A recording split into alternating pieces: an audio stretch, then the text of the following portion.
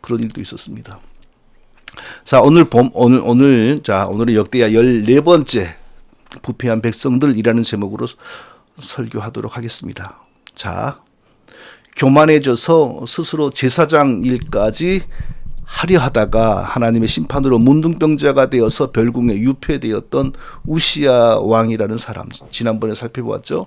그 우시야 왕의 아들 요담 왕에 대해서 오늘 살펴보겠습니다. 잠시 유다의 역대 왕들을 또 돌아보겠습니다. 첫 번째 사울이죠. 사울은 불순종하기를 반복하다가 폐위당했죠. 이스라엘 왕이 하나님으로부터 폐위, 즉 탄핵을 당했습니다. 그럼 어떻게 됩니까? 죽을 수밖에 없죠. 혼자 죽는 것도 아니죠. 왜냐하면 새로운 왕에 들어서기 위해서는 그 왕의 아들들이 함께 죽어야 돼요. 그래야 다른 왕이 들어섰잖아요. 그 왕 본인으로서는 어떻게 살아남고 어떻게든지 아들에게 왕위를 물려주려고 하지만 하나님이 하시는 일을 막을 수 있겠습니까? 그래서 사울과 그의 착한 신실한 아들 요나단이 블레셋과의 전쟁에서 함께 전사할 수밖에 없었던 겁니다.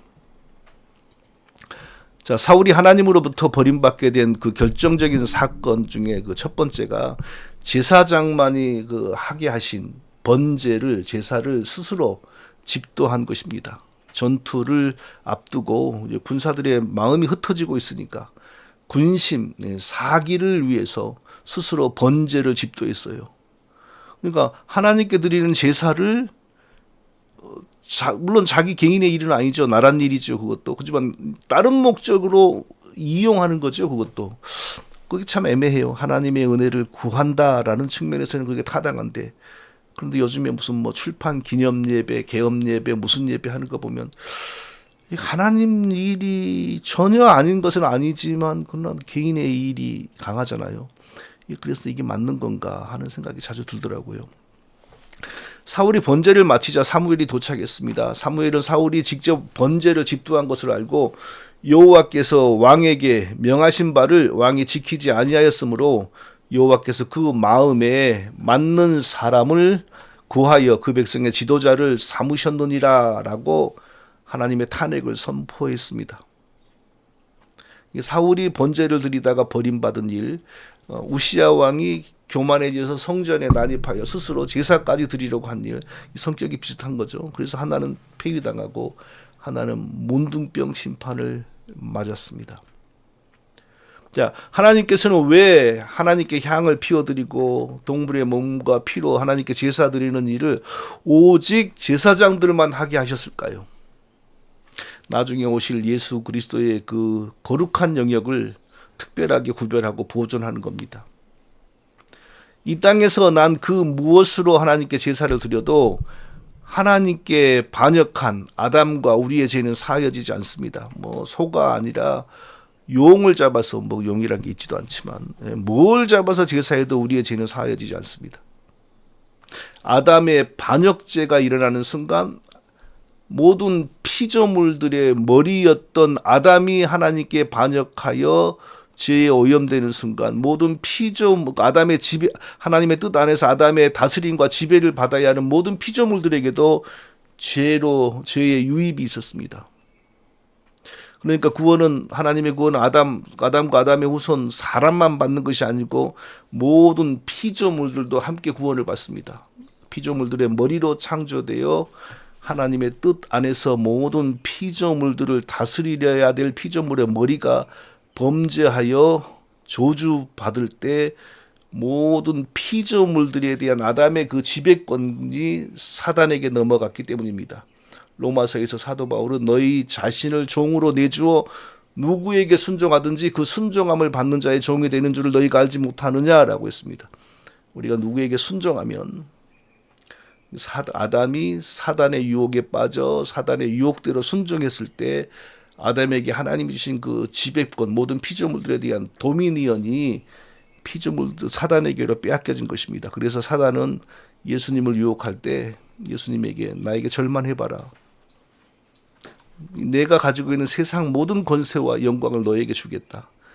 그게 완전한 진실도 아니고 완전한 거짓말도 아닙니다. 그게 묘한 겁니다. 누가복음 4장 6절을 보면 사단이 예수님에게 이르되 이 모든 권위와 영광을 내가 내게 주리라. 이것은 내게 넘겨준 것이므로 내가 원하는 자에게 주노라. 내게 넘겨주었다. 누가? 아담이 자기의 유혹을 받아 범죄할 때 아담에게 하나님이 주신 모든 피조 세계에 대한 지배권, 도미니언이 자기에게로 넘어왔다 이겁니다. 그러니까 자기에게 세상에 대한 지배권이 있다. 그런다고 해서 그게 하나님의 주권을 넘어서는 건 아니죠. 그러니까 이게 참 묘해요. 우리는 하나님의 주권 아래에 있는데 하나님의 주권 안에서 사단의 도전을 받습니다. 우리가.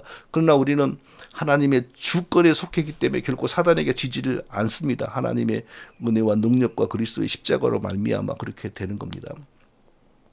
자, 그래서 사단의 거짓에 빠지는 것이야말로 인간이 가장 불행해지는 겁니다. 사단의 거짓 교리와 사단의 속이는 영의 역사에 푹 빠져버리면, 즉 이단에 빠져버리면 사단이 그 인생의 지배권을 행사하게 됩니다. 그래서 뭐 무속인들이나 이단에 빠진 사람들이 보면 불행합니다. 가족이 나중에는 멸문으로 갑니다. 성도 여러분, 저의 가정과 성도님들의 가정에 이단에 빠진 사람이 한 명도 없다는 것은요, 그것 자체가 이미 큰 복을 받은 겁니다. 혹시 주변에 가족이나 친척 중에 그런 사람이 있다면 정말 긍휼히 여기고 기도해야 되겠습니다. 그런데 그들은 우리 보고 오히려 자기들이 대단한 보호금을 가진 것처럼 멸시를 하지요. 참 안타까운 일입니다.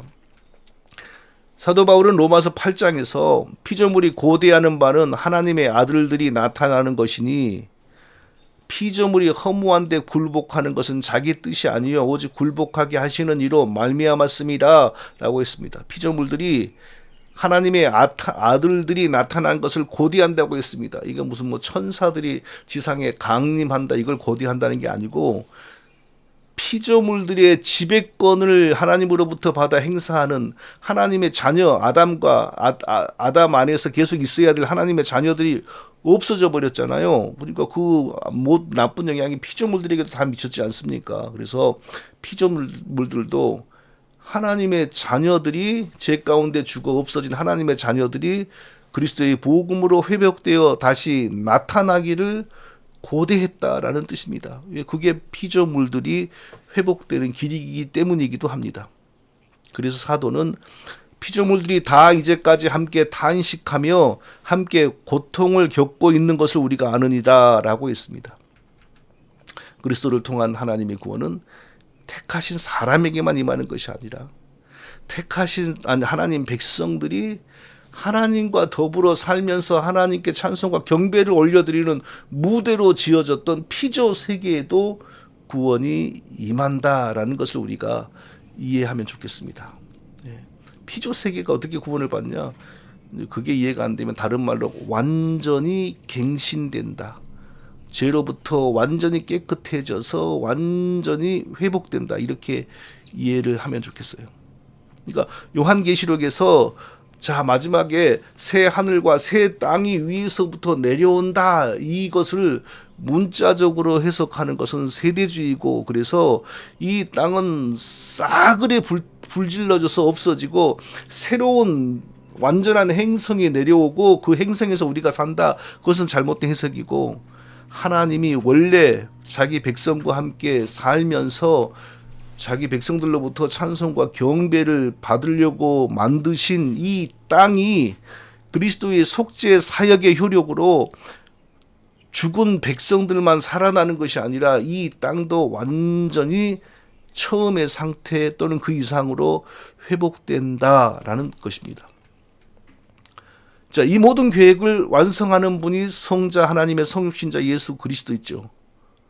그러니까 지상에 그 무엇으로 하나님께 속죄의 제사를 드려도 이런 일이 벌어지지 않습니다. 그런데 성자 하나님이 성령 하나님께서 동정녀 마리아의 태중에 창조하신 죄와 인류의 죄와 무관한 그 한 사람에게 자기의 인격을 일치시킴으로 성육신되어 세상에 오셔서 자기의 몸과 피로 완전한 속죄의 제사를 드리는 대제사장으로서의 속죄 사역을 행하실 것을 작정하시고 바로 그리스도의 그 대제사 자기 몸으로 속죄의 제사를 드리는 대제사장 그 십자가 사역을 예시하는 것으로 구약의 제사장들을 구별하고 또 그리스도의 살과 피를 상징하는 것으로 동물 제사를 드리게 한 것이죠. 그러니까 이 영역은 너무나 거룩하고 너무나 소중한 것이기 때문에 왕이라도 그 영역으로 침범해 들어오면 안 됩니다. 오직 그것은 그리스도만의 영역입니다.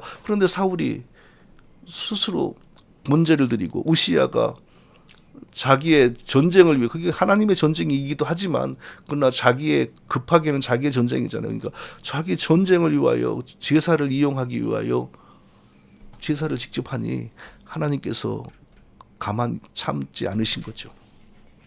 자, 그렇게 우리가 해석해야 되겠습니다. 사울 다음에는 다윗이고, 다윗 다음에는 솔로몬이고, 그 다음에는 르호보암이고, 르호보암 다음에는 아비야이고, 아비야 다음에는 하나님께서 믿음이 좋다고 칭찬하신 아사, 아사 다음에 여호사밧, 또 여호사밧 다음에 여호람 다음에 1년 왕하다가 죽은 아하시야, 아하시야 다음에 신하들의 모반으로 살해당한 요아스 다음에도 신하들의 모반으로 죽은 아마샤 다음에 자라다가 교만해져서 스스로 분양하다가 문둥병 심판받은 우시야, 그리고 우시야 다음이 바로 오늘 본문의 요담, 유다 왕국의 11대 왕 요담입니다. 자, 요담에 대한 이야기는 너무 짧습니다. 짧아서 그냥 넘어갈까 했는데요. 불과 7절밖에 안 돼요. 뭐 다윗이나 솔로몬 다른 왕들은 막 엄청나게 많은데 열왕기 하에서는 7절, 역대 하에서도 9절, 너무 짧습니다. 요담이라고 하는 왕은 특별히 잘한 것도 없고 특별히 잘못한 것도 없었던 왕이다, 이렇게 하나님 보신 것 같습니다. 그러나 요담도 하나님이 택하신 백성들의 나라를 책임지게 하시는 왕이었습니다. 그리스도의 오심을 위해 하나님께서 먼저 부르시어 사용하신 그 백성들을 다스리는 왕으로 사용된 인물이므로 이 인물의 이야기 속에도 분명히 우리가 어찌하면 하나님께 복을 받고 어찌하면 이 시대에 사는 우리가 하나님의 은혜 가운데 더 풍성히 거할 수 있는지, 그리고 어찌 잘못하면 하나님의 책망과 심판을 받을 수도 있는지에 대한 중요한 정보가 있습니다.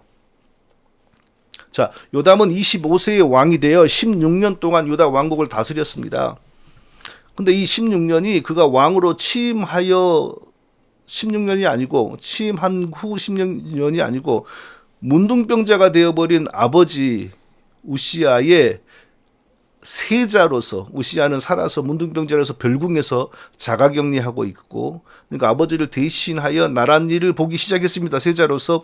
그때부터 16년입니다. 그러면은 이 세자로서의 몇 년을 보냈는가 정확히 알기 어려우나 뭐 어떤 학자의 글을 보니까 한 10년이라 그래요. 그러면 한 10년을 빼고 나면 왕으로 정식 취임해가지고 나란 일을 본 것은 한 6년밖에 안 된다는 거죠. 그리고 한 왕으로 한 6년 있다가 죽었는데 그 나이가 그때 당시에 41세. 너무 젊지요. 그러나 성경은 왜 이렇게 빨리 죽었는지, 무슨 병이 있었는지 그런 얘기를 전혀 하지 않습니다. 자, 2절을 읽어보겠습니다. 2절이 오늘 요담 이야기, 짧은 이야기의 가장 핵심적인 내용입니다. 오늘 설교는 길지 않을 것 같아요.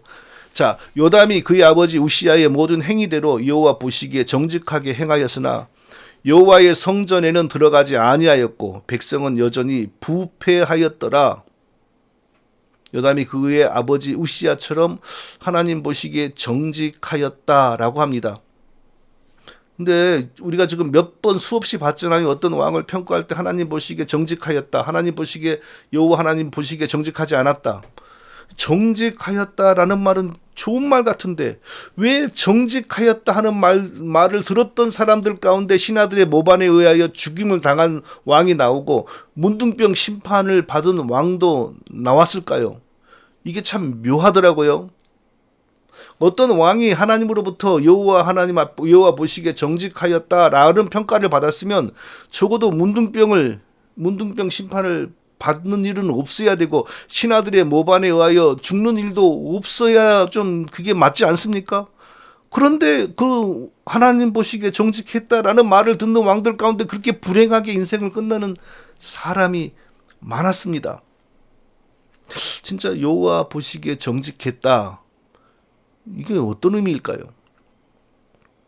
어떤 왕이 그냥 단지 한 정치인으로서 하나님 백성들을 영적으로 악하게 이끌어가지 아니하고 하나님 나라에 해악을 끼치지 아니하고 그러면 여호와 앞에 정직히 행하였더라라고 말하는 것 같습니다. 그런데 이스라엘의 왕은 단순히 한 정치인이 아니었다는 것이 중요합니다. 자, 이스라엘의 왕은 어떤 자이냐? 정치인이면서 동시에 이스라엘 백성들을 하나님께로 이끌어가는 목자였습니다.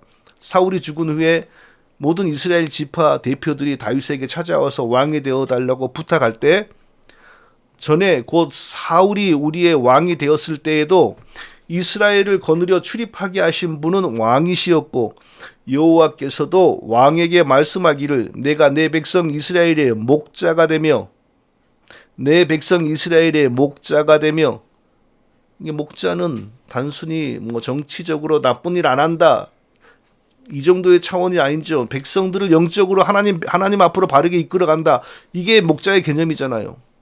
그러니까 내 백성 이스라엘의 목자가 되며 내가 내 이스라엘의 주권자가 되리라 하셨나이다. 주권자는 일반 정치인에게도 있는 거고, 목자는 일반 세상 정치인에게는 없는 거잖아요. 그러니까 이 두 가지를 다 해야 돼요. 그래서 여호와 앞에 정직히 행하였더라라는 평가를 받은 많은 왕들이 하나님의 심판을 당하는 걸 보면, 여호와 앞에 정직히 행하였더라라는 평가는 일반적으로 목자의 기능과 무관하게 정치인의 기능으로서 못된 정치를 하지 않았으면 일반적으로 그런 평가를 받았구나 하는 느낌이 이게 판단이 듭니다. 자, 그러므로 요아스 왕에 대해, 요아스 왕도 아까 제가 얘기했죠. 하나님 제사장 여호야다가 사는 날에 요아스가 여호와 보시기에 정직히 행하였으며, 정직히 행하였어요. 근데도 신하들에게 죽임 당하잖아요. 또 요아스 다음에 아마샤도, 아마샤가 여호와 보시기에 정직히 행하기는 하였으나, 이게 정치적으로 정직히 했다 이거죠. 근데 신하들의 손에 또 죽임을 당합니다. 문둥병자로서 남은 인생을 비참하게 살았던 우시야도, 아사라는 열왕기 하에서 말하는 우시야의 이름입니다. 두 가지 이름이 있었습니다. 그의 아버지 아마샤의 모든 행위대로 여호와 보시기에 정직히 행하였으나 오직 산당은 제거하지 아니하였으므로 백성 여전히 그 산당에서 제사를 드리며 분향하였고, 여호와 보시기에 정직히 행하였어요. 근데 이 사람이 바로 나중에 문둥병 심판을 받은 사람입니다.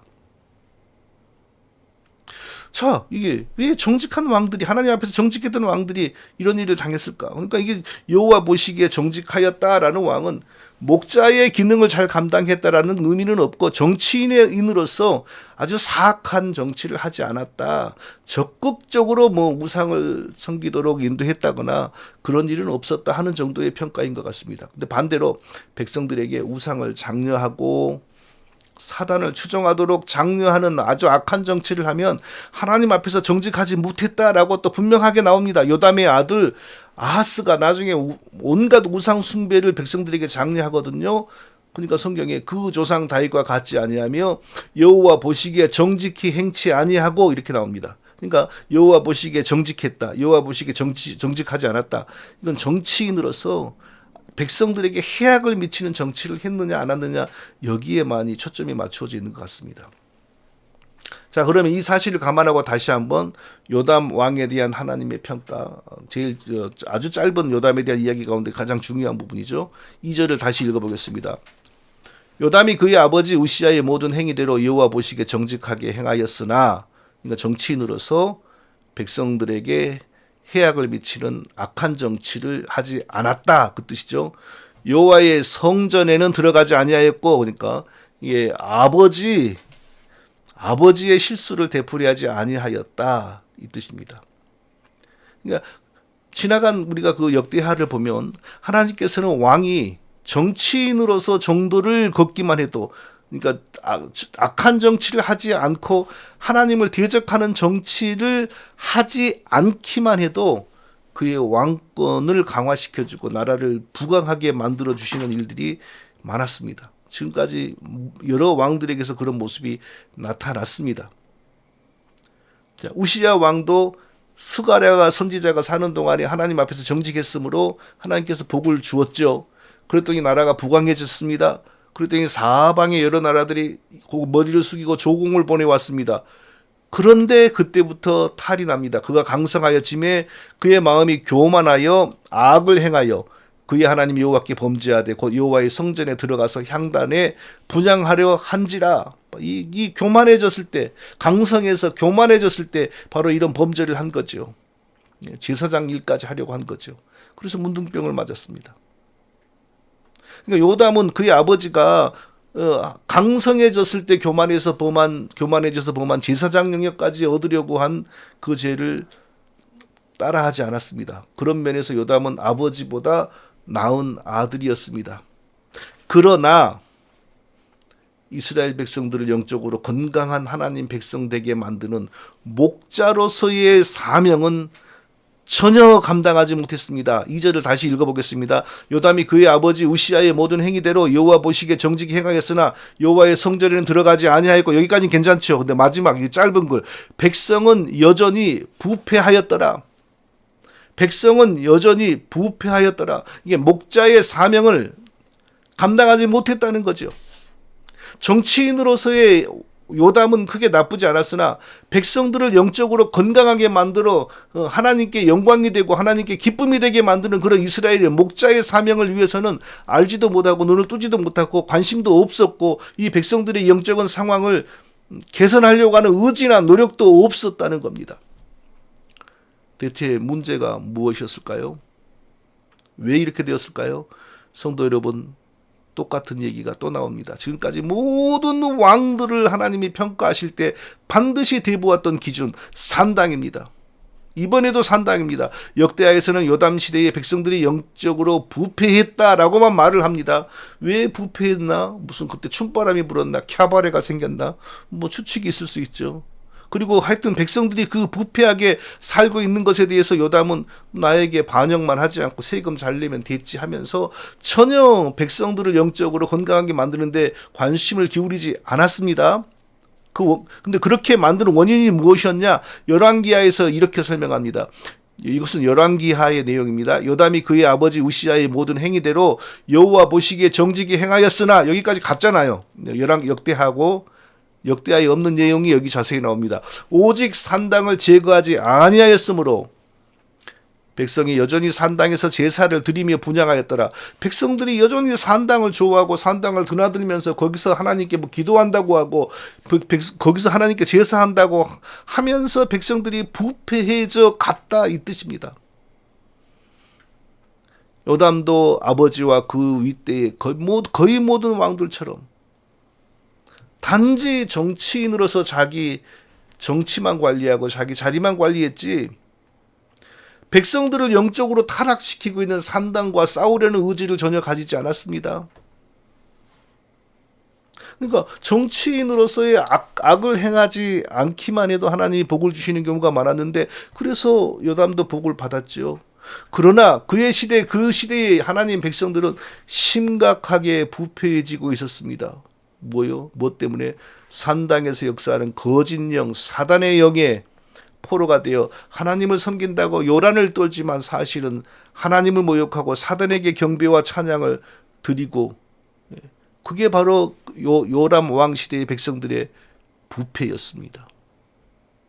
그것을 해결할 수 있는 사람은 왕뿐인데, 왕에게는 그럴 권세가 있고, 물론 고난이 심하겠지요. 반대가 심하고 그것 때문에 모반이 일어날 수도 있겠지요. 그러나 그가 하나님을 위해서 백성들을 바른 길로 이끌기 위하여 산당을 철폐하려고 싸우면 하나님이 도왔을 겁니다.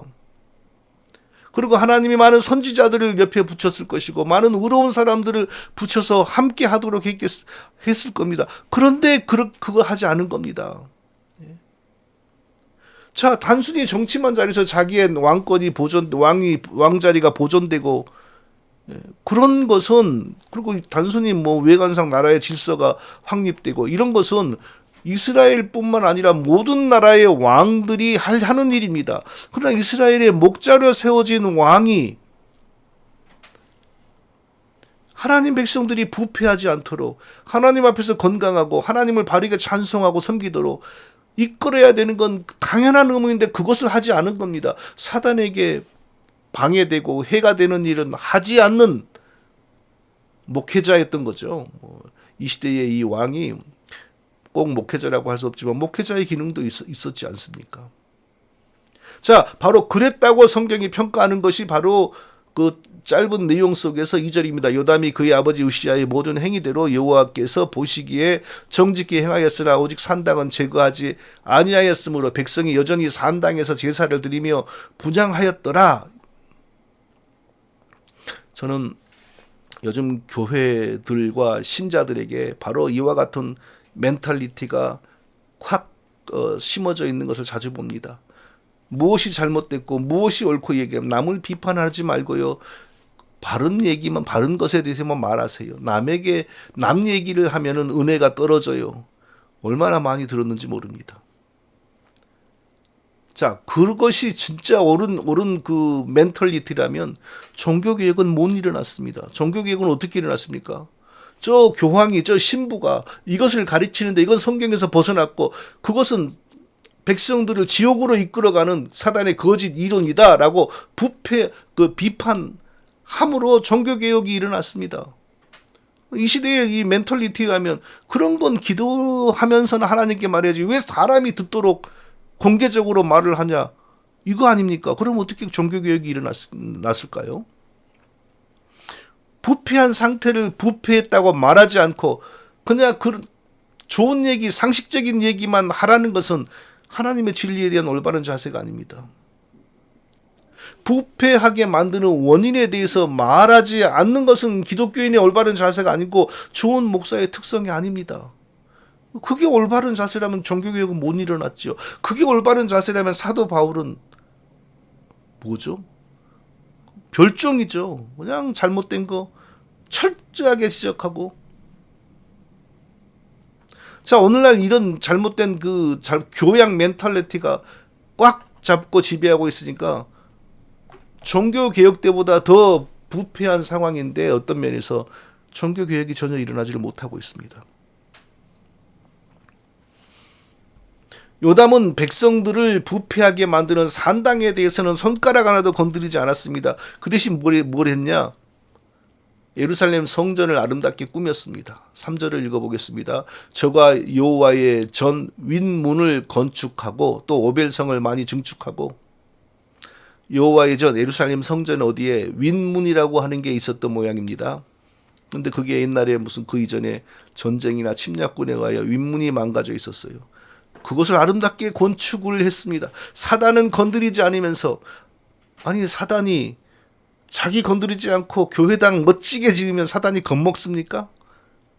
그러니까 사단에게 방해되지 않은 범위 안에서 하나님과 하나님 백성들의 환심을 사는 거죠. 그거 외에도 이전 왕들 때에 망가진 군사시설을 많이 보수했습니다. 겉으로 보면 국가를 위해 백성들의 안전을 위해 많은 일을 잘하는 거 있는 거죠.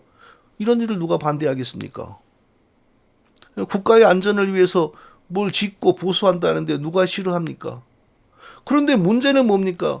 지금 하나님 백성들이 부패해져서 하나님께서 자기 백성들을 보면 역겨우신데 그거에 대해서는 손가락 하나도 건드리지 않는다는 겁니다. 그리고 단지 성전의 윗문을 건축하고 그러면서 사람들로부터 하나님을 사랑하는 사람이다, 저 사람 믿음이 있네, 이런 말을 듣고 있었다는 것입니다. 자, 가장 요담이 해야 될 중요한 일, 그러면서 가장 어려운 일이며 고난을 초래하게 되는 일, 바로 산당을 물리치는 일이죠. 여기에 대해서는 평생 고민도 안 하고 외면을 했습니다. 자, 성경은 요담이 왜 그렇게 일찍 40대 초반에 나쁜 일도 안 했는데 빨리 죽었다, 뭐 이런 얘기가 전혀 없어요. 하나님께서 혹시 요담의 이런 노선, 이런 신앙 자세, 여기에 대해서 하나님이 실망하시고 그 이상의 복을 주지 않은 것은 아닌가. 만일 요담이 이 산당을 철폐하기 위하여 몸부림을 치고 의인들과 함께 머리를 맞대었다면 하나님께서 그를 더 귀하게 오래 쓰지 않았을까 하는 생각이 들지는 않으십니까? 자, 오늘 본문은 이렇게 내용이 간단합니다. 자, 오늘 본문에서 발견된 교훈들, 그리고 우리가 살아가는 동안 우리 지금 이 시대에 적용할 것 두 가지를 말하고 설교를 마치도록 하겠습니다. 자, 우리도 구약의 첫 번째 구약의 산당처럼 지금 이 시대의 교회와 이 시대의 기독교 신앙 속에 깊이 뿌리내려서 이 시대의 사람들을 부패하게 만드는 것이 무엇인지를 우리가 꿰뚫어보고 경계해야 되겠습니다. 자, 구약시대 바알 숭배, 누가 보아도 그거 하나님 믿는다 하기 부자연스럽죠. 다른 뭐 아세라니, 뭐 금오스니, 뭐 이런 우상 숭배하는 것도 하나님 믿는다, 하나님께 예배한다라고 말하기가 부자연스러웠죠. 그런데 산당은 달랐습니다. 하나님을 열성적으로 믿는다고 말하는 게 가능했어요. 아주 자연스러웠어, 어떤 면에서요. 그런데 사실 그것을 하나님이 가장 미워했습니다. 가장 심각한 구약의 거짓 복음이요, 가장 무서운 구약의 이단이었습니다.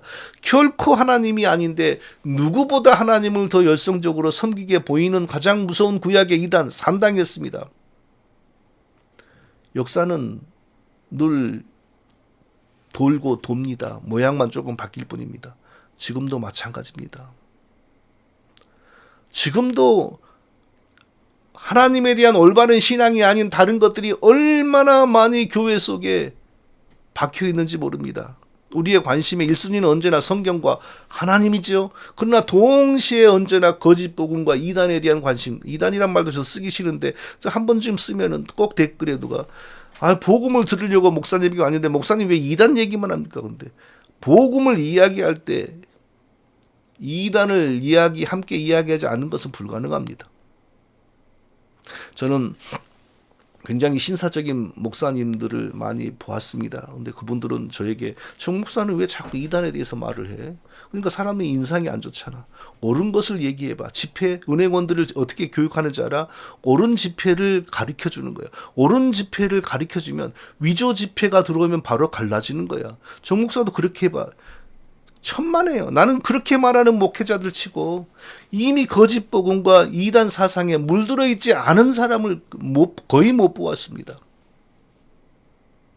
그렇게 되는 게 아닙니다. 요담과 모든 유다의 왕들이 자신의 인생과 자신의 정치를 위해서 산당을 대적하지 않고 고난을 자초하지 않았기 때문에, 그리고 평생 공존했었습니다. 오늘 이 시대에 성공한 목회자들, 성공을 향하여 달려가는 목회자들, 부흥을 향하여 달려가는 모든 교회들 똑같은 상황입니다. 다르지 않습니다. 지금 우리가 이제부터 죽을 때까지 힘써야 될 일은 많지만 그 중에 하나는 이겁니다. 언제나 돌아서고 언제나 구별하고 언제나 결별하는 겁니다. 뭐에 대해서? 이 시대의 산당과 이 시대의 산당 출입자들과 이 시대의 산당 목회자들과 언제나 결별하고 언제나 선을 긋고 이런 일을 해야 돼요. 지난주에 타주에서 그 지역의 세 분의 성도님과 커피숍에서 얘기를 했어요. 그러다 보니까 제가 거의 비슷한 얘기 주제를 한 30분간 제가 특강을 했어요. 특강을 하니까 한 분이 저에게 목사님 왜 그렇게 이단이 많아요? 정말 그렇게 이단이 많은 거예요? 이러시더라고요. 그래서 제가 사도 바울이 개척한 모든 교회가 이단의 영향을 받아 휘청거렸습니다. 그래서 사도 바울이 쓴 모든 성경 속에 거짓 복음과 이단이 있습니다. 우리는 죽을 때까지 거짓 복음과 싸우면서 살아야 돼요. 거짓 복음을 말하지 않는 것이 훌륭한 것이 아니고 그 사람은 영적인 세계와 하나님의 말씀을 모르는 겁니다. 그랬습니다. 구약의 이스라엘은 산당과 각종의 우상들을 사랑하다가 하나님의 징계를 받아 망했습니다. 그리고 70년 동안 포로 생활을 하다가 돌아와서는 산당과 우상은 철저히 멀리했는데 이제는 또 다른 산당, 교리적인 산당, 율법주의에 빠져서 결국은 또 영원히 망하게 되었습니다. 하나님 나라가 완전히 들어설 때까지 지상의 역사에서는 새로운 것이 결코 없습니다. 역사는 계속 다른 모양으로 되풀이됩니다. 성도 여러분, 감히 제가 말합니다. 여러분들이 앞으로 목사님들을 10명을 100명을 만난다면 그 중에서 90명은 산당에 물든 사람들, 산당 안에서 특징은 다양할 수 있겠지요. 그렇게 보셔야지 맞고요. 일반 신자 100명을 앞으로 만나게 된다면 90명은 그런 종류라고 보시고 주의하셔야 돼요. 늘 경계하셔야 되고 늘 구분하셔야 돼요. 자, 이 시대의 교회를 산당으로 만드는 가장 기본이 되는 것은 뭐니 해도 오순절 영성, 오순절 신학입니다. 로마 교회, WCC, WA, 신천지 이런 것은 다 옛날로 말하면 바알, 아세라 이런 겁니다. 정명석 이런 건 그 축에도 들지 못하는 거거든요. 근데 오순절 운동, 순복음 신앙 이것은요, 정말 하나님을 뜨겁게 믿는 것 같지만 사실은 산당입니다. 자, 맨 자꾸 하는 얘기 또 오늘 하고 나면 우리 집사람이 분명히 저한테 했던 얘기 또 하고 했던 얘기 또 하고 그럴 텐데, 했던 얘기 또 하고 또 하고 그게 설교죠. 예. 사도행전 시대의 성령의 역사는 사도행전 20 마지막 장이 몇 장입니까? 또 말하다가 괜히 실수할. 사도행전 마지막 장과 함께 종결되고 사라졌습니다. 지상에 존재하지 않은 그리스도의 교회를 세웠던 시대의 성령의 역사의 방법들은 교회 설립, 성경 66권의 완성과 함께 종결되어서 사라졌습니다. 사도행전 이후에 사도행전적인 성령의 역사는 한 번도 없었습니다. 사도행전적 교회를 추구하는 건 전부 이단되겠다는 겁니다. 오순절 운동이라고 하는 것, 순복음이라고 하는 것은요, 사도행전이 마감되면서 종결된 성령의 특별계시 역사를 2000년이 지난 이후에 다시 회복한다면서 나타났습니다. 그게 될 수가 없는 건데 되었습니다. 사단의 역사니까 된 거죠. 방언, 환상, 꿈, 입신, 음성, 안수하여 이적, 사람 복에 귀신 추방하는 거, 이런 것은 사도행전 이후에 아무 그 어떤 위대한 성도도 하지 못했습니다. 예. 뭐니 해도 이 시대의 가장 큰 산당의 본질은 오순절, 순복음 똑같은 겁니다. 거기에서 조금 발전된 게 60년대의 은사주의, 옷만 갈아입는 거예요. 80년대의 비니아드, 2000년대의 신사도 옷만 조금 다른 것으로 갈아입었을 뿐이지 본질이 같아요. 성도 여러분, 저는 감히 말합니다. 저는 지금까지 유명한 목사들도 직접적으로 간접적으로 많이 보았습니다. 그런데 그중에 유명하고 성공한 사람 중에 산당에 물들지 않은 사람 한 명도 못 봤습니다. 산당에 직접 적극적으로 물들지 않았다고 해도 산당을 대적하는 자세를 가진, 의식을 가진 사람 한 명도 못 봤습니다. 이제 모든 교단들이 여자 목사 세울 텐데요. 이 여자 성도님들에게 죄송하지만 남자 목사들도 산당 기질이 많지만 여자 목사들을 세워놓으면요, 그 기질과 그 에너지가 10배가 더 넘어질 겁니다. 진짜 앞으로는 어마어마한 산당 시대가 도래하는 겁니다.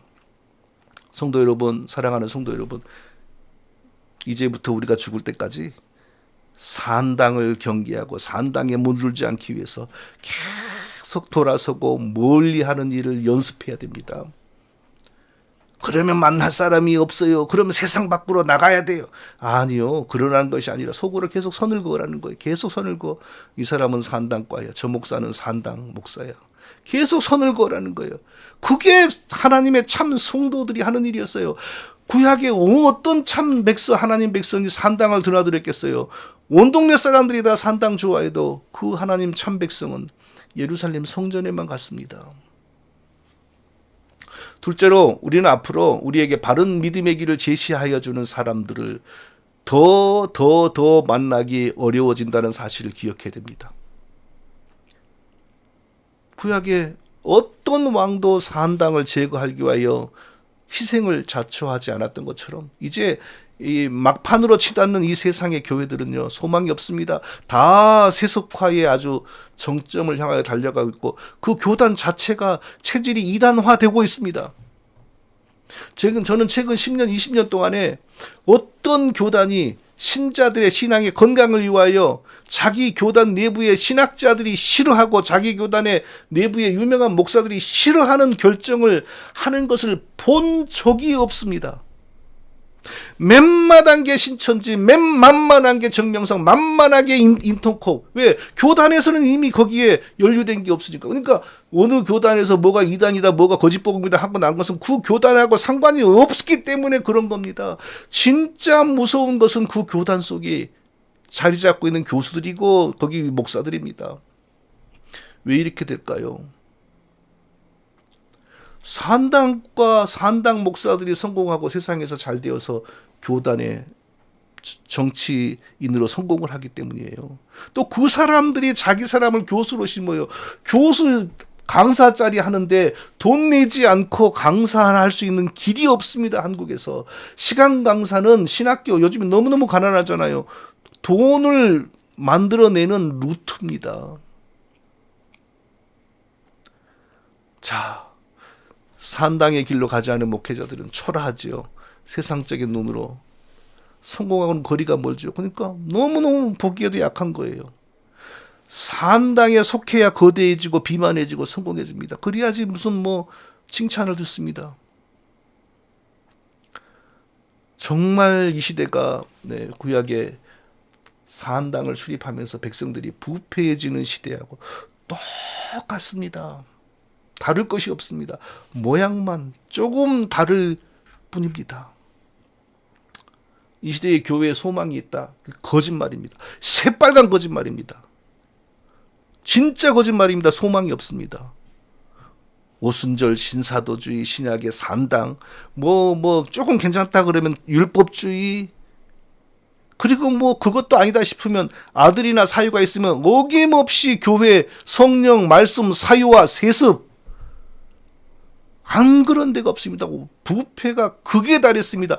절대 한국교회, 모르겠어요. 미국은 어쩐지 한국교회 소망 없습니다. 한국교회 저 목회자들과 신자들이 다 천국에 간다면 그게 천국에 있습니까? 시궁창이지. 성도 여러분, 제가 이유 없이 성도님들을 불쾌하게 하고 절망하게 하는 것이 아닙니다. 이것이 현실입니다. 사랑하는 성도 여러분, 유다의 모든 왕들, 극히 소수, 히스기야, 요시아와 같은 극히 소수의 왕들이 산당을 대적했습니다. 대부분의 왕들이 그 힘을 가진 그 권력을 가지고도 사단을 대적하지 않았습니다. 그러면서 백성들이 부패해져 가고 그리고 멸망의 길로 치달았습니다. 우리 시대가 지금 정확하게, 우리 시대뿐만 아니라 인류의 역사가 그렇게 된다고 성경에 이미 나와 있지 않습니까? 성도 여러분, 그런 시대 속에서 이스라엘의 과거의 참 백성들이 예루살렘 성전을 바라보며 참된 믿음과 경건을 가꾸고 발전시켰던 것처럼 저와 우리 성도님들도 이 시대의 산당에 속하지 않고 거룩한 참 하나님의 백성의 길이 무엇인지, 하나님 백성의 참된 길이 어디에 있는지 늘 찾기 위하여 성경을 붙들고 외롭게 나아가는 저와 우리 모두가 다 되시기를 예수님의 이름으로 축원드립니다. 거룩하신 아버지 하나님, 이 시대에 소망이 없다는 것은 불행하게도 우리의 가슴을 아프게 하는 사실입니다. 오직 성경을 붙드는 힘을 우리에게 주시고 주변의 모든 사람들이 다 산당의 길로 갈지라도 홀로 외로이 참된 믿음을 찾고 붙들고 나아가는 저와 우리 모든 성도님들이 다 되시기를 예수님의 이름으로 축원드립니다. 아멘. 찬송가.